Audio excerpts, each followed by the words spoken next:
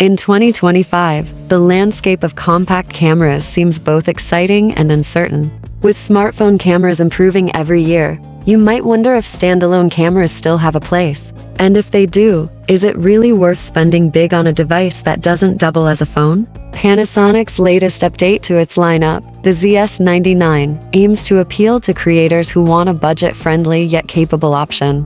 At around $500, it's positioned as a strong contender for value seekers in 2025. But here's the twist: there's an older rival that still demands attention. Sony's RX100 VII, a 6-year-old powerhouse still selling for about $1,200. So, which way should you go? Can the new challenger unseat an established legend?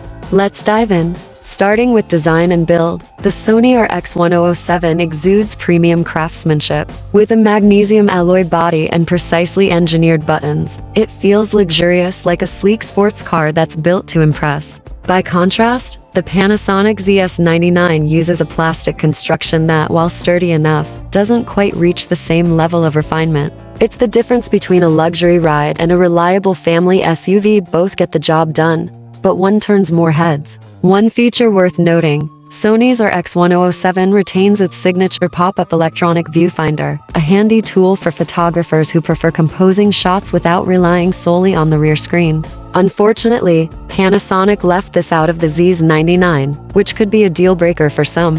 Where the ZS99 fights back is zoom. It packs an impressive 30x optical zoom, stretching from a 24mm wide angle all the way to a 720mm equivalent, perfect for capturing distant subjects. The Sony, on the other hand, offers a more modest 24-200 zoom range. But zoom isn't the whole story. The RX100 VI's Zeiss lens features a brighter aperture, f2, 8 to f4, 5, compared to the ZS99's narrower f3, 3 to f6, 4. This gives the Sony an edge in low-light situations and makes it easier to achieve shallow depth of field for background blur. The real advantage of the Sony lies in its sensor. The RX100 VII uses a larger 1-inch exmor RSCMOS sensor, while the ZS99 relies on a smaller 3-inch sensor. In practice, this translates to better dynamic range, sharper details, and less noise in dim lighting. The RX100 VII captures both highlight and shadow details beautifully, while the ZS99's images can fall short in tricky lighting. Autofocus is another area where Sony's experience shows. The RX100 VI's real-time eye autofocus and subject tracking work seamlessly, locking onto moving subjects with impressive speed and accuracy, whether you're shooting pets, kids, or sports. The ZS99's contrast detection autofocus is decent, but noticeably slower and less reliable when the action picks up. When it comes to burst shooting, the Sony leads again with 20 frames per second and no viewfinder blackout, compared to Panasonic's 10 frames per second. Both cameras shoot 4000 video, but the RX100 VII edges ahead with full pixel readout and no pixel binning, delivering sharper, cleaner footage. Videographers will also appreciate Sony's inclusion of S-Log2 and S-Log3 picture profiles, giving greater flexibility for color grading.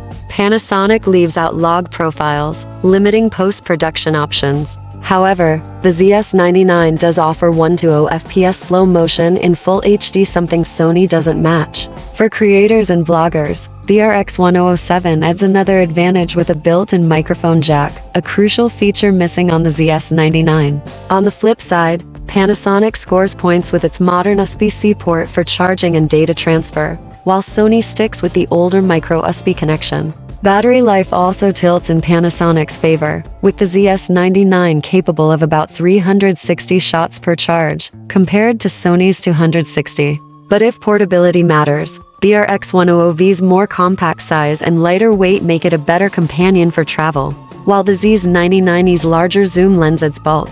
And then there's price. The Sony RX100 VII debuted at $1,200 and still sells close to $1,100 today. The ZS99, meanwhile, is a much more affordable $500. Is the Sony worth more than double the cost? If image quality, autofocus, performance, and professional-level features matter most, the answer is yes. In summary, the Panasonic ZS99 is a solid choice for travelers and casual photographers who want a versatile camera at a reasonable price. But if you're serious about photography or video, The RX100 V's superior build, sensor quality, autofocus, and video features make it a standout even 6 years after its release. If you're looking for an affordable all-arounder, the ZS99 is a good bet. But if you're ready to invest in lasting quality and performance, the Sony RX100 VII remains the compact camera to beat. Thanks for tuning in. If you enjoyed this comparison, don't forget to like, subscribe, and share which camera you'd choose in the comments.